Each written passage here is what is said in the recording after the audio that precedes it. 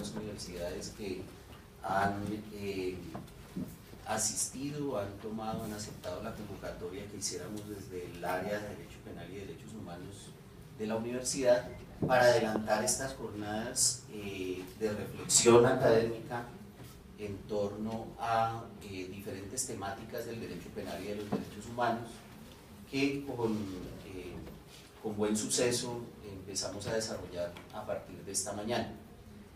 Vamos a iniciar con un panel muy interesante en el cual vamos a revisar un poco la conexión, el tránsito entre lo que sería el modelo de justicia transicional desarrollado desde la Ley de Justicia y Paz y estas nuevas formas, esta transición hacia la nueva justicia de transición que propone el marco jurídico para la paz y que está en medio del debate del proceso de paz con las FARC y probablemente con otros grupos guerrilleros.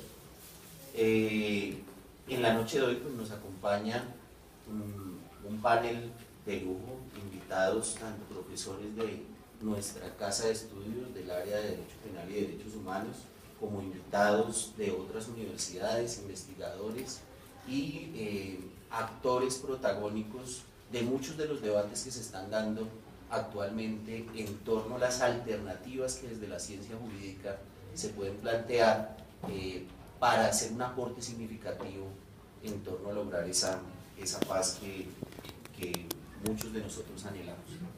Le damos la bienvenida a los profesores, vamos a irlos presentando uno a uno en la medida en que van haciendo su ponencia y presentación. Un poco la metodología que vamos a seguir es la siguiente: a cada uno de nuestros invitados se le otorgará un espacio de entre 20 y 25 minutos para presentar su ponencia, para hacer su intervención. Vamos a ir uno a uno hasta el final y en ese momento vamos a recoger un poco las preguntas que ustedes vayan formulando en unos formaticos que les irán suministrando en el transcurso de nuestra jornada, que yo organizaré un poco aquí en el marco de una o dos preguntas para suscitar el debate final en esta sesión.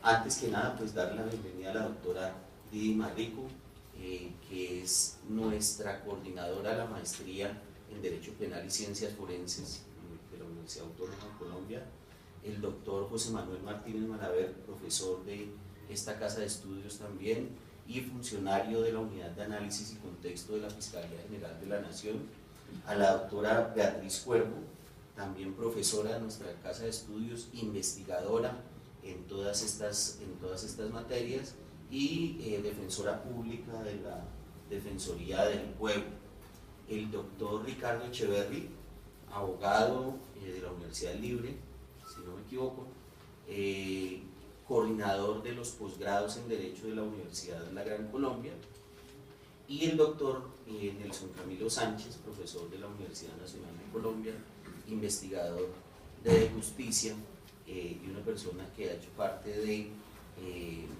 investigaciones muy importantes en torno a esta nueva configuración de discursos en torno a la justicia transicional. Sin más preámbulos, le damos la bienvenida a la doctora Didi Marrico y el uso de la palabra para iniciar.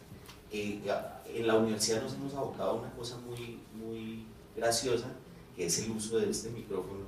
Todos quedamos como locutores de ciclismo, de fútbol, pero después de un rato ya se acomoda uno y como que se puede hablar muy tranquilamente con esto. Entonces voy a pasarle.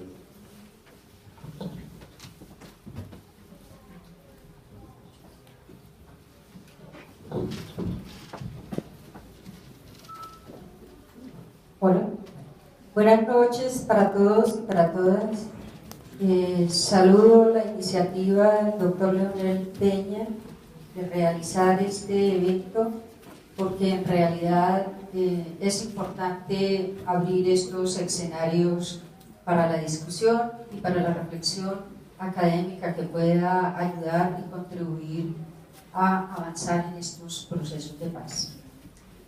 Yo quisiera comenzar con una introducción que quiero presentar en unas diapositivas que a continuación vamos a pasar.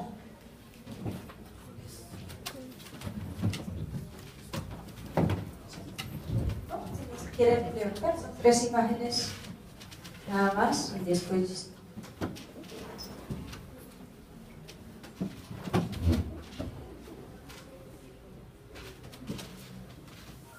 ¿me estoy tapando? Perfecto. Bueno, he puesto ese título a esta intervención como para avanzar con el I hacia algo más. Y por supuesto, mi intervención va centrada en los contextos, pero especialmente en lo que tiene que ver con la reconstrucción de la memoria histórica para hablar de verdad, como memoria y las víctimas del pueblo. Es decir, estoy partiendo de una toma de posición, si ustedes lo quieren ver, filosófica política. Pasamos a la siguiente. Esta imagen que ustedes pueden ver aquí, me gustaría que la observen con detenimiento. Es una pintura de Paul Klee, quien a comienzos del siglo XX, la primera mitad y algo más, están preocupados por lo que ha ocurrido y lo que está ocurriendo con relación a las guerras mundiales. Entonces, esta pintura se llama el Angelus Novus. Y más adelante, Walter Benjamin, quien fue víctima de la Segunda Guerra Mundial, del pueblo judío, del Holocausto, dice que cuando un testigo queda vivo, como él, queda es para que no se silencie más la voz de los acontecimientos que han ocurrido. En ese sentido, Walter Benjamin lee esta imagen y la lee a partir de una observación muy cuidadosa, tomando posición, porque quien ha sido víctima de una guerra no puede ser indiferente a ella y no puede dejar de tomar una posición. Entonces él lee de la siguiente manera: el Angelus Novus ha vuelto el rostro hacia el pasado, donde a nosotros se nos manifiesta una cadena de datos. Él ve una catástrofe única que amontona incansablemente ruina sobre ruina, arrojándolas a sus pies. Bien quisiera él detenerse, despertar a los muertos y recomponer lo despedazado. Pero desde el paraíso sopla un huracán que se ha enredado en sus alas y que es tan fuerte que el ángel ya no puede cerrarlas. Este huracán, por favor, pasa a la siguiente, le empuja irreteniblemente hacia el futuro, al cual da la espalda, mientras que los montones de ruinas crecen ante él hasta el cielo. Ese huracán es lo que nosotros llamamos progreso. Walter Benjamin, después de que descubre esta imagen, que dialoga sobre ella, que la lee de una y otra manera, al poco tiempo él se suicida. Pero bueno, yo no quiero quedarme en la catástrofe, no quiero quedarme en el pueblo que ya no existe, sino el pueblo que ya no es. Porque cuando usted dice el pueblo que ya no es porque ya hay otro. Es decir, quiero asumir un método dialéctico en esta intervención. Una tesis, una antítesis.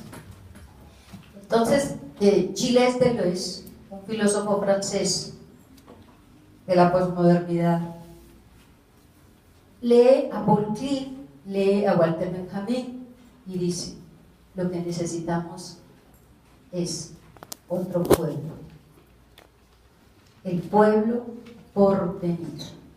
El pueblo por venir es para nosotros el pueblo histórico, el pueblo que parte de unas premisas filosóficas primordiales que pueden constituirse en principios y que nos hablan de la necesidad de verdad, de justicia, de reparación en términos de víctimas, pero sobre la base de reconocer nuestra historia a efectos de que lo que ocurre una vez como tragedia no se vuelva, lo que ocurre una vez como hecho no se vuelva a repetir como tragedia por indiferencia o por desconocimiento o simplemente porque nos convertimos en cómplices silenciosos de los atropellos a la razón y dignidad humanas.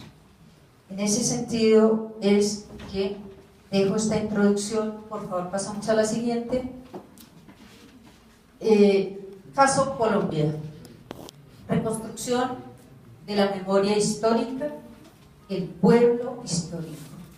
Es importante, esta pintura fue realizada en el 2011-12 por una niña que ha trajinado nuestra vida académica, histórica y política, y vivenció el compromiso de un equipo de gente que trabaja por la paz.